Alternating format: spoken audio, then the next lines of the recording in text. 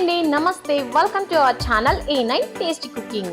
ఈ రోజు మన టేస్టీ కుకింగ్ లో చాలా సింపుల్ అండ్ ఈజీ రెసిపీ అయితే మీకు ఈ వీడియోలో చూపించబోతున్నాను. అదేంటి అనుకుంటున్నారా?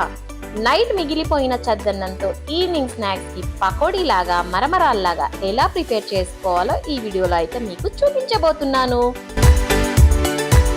నా చిన్నప్పుడు మా అమ్మగారు ఇలాగనే చేసి పెట్టేవాళ్ళండి. మేము చాలా ఇష్టంగా అయితే తినేవాళ్ళము అండ్ చాలా టేస్టీగా ఉంటుంది తినడానికి.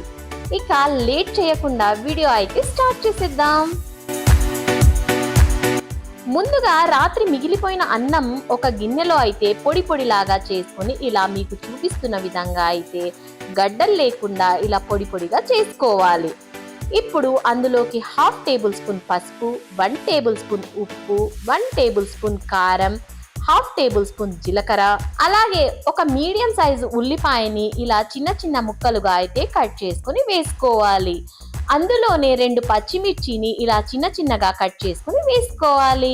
అలాగే 2 రెమ్మల కరేపాకు, కొద్దిగా కొత్తిమీర, కొద్దిగా పుదీనా, ఇవన్నీ చిన్న చిన్నగా కట్ చేసుకొని అయితే వేసుకుంటే సరిపోతుంది రైస్లోకి. అలాగే 1 టేబుల్ స్పూన్ తెల్ల నువ్వులు వేసి వాటర్ వేయకుండా ఈ ఉల్లిపాయ పచ్చిమిర్చి తడితోనే ఇలా బాగా కలుపుకొని 5 నిమిషాల పాటు నాననివ్వాలి.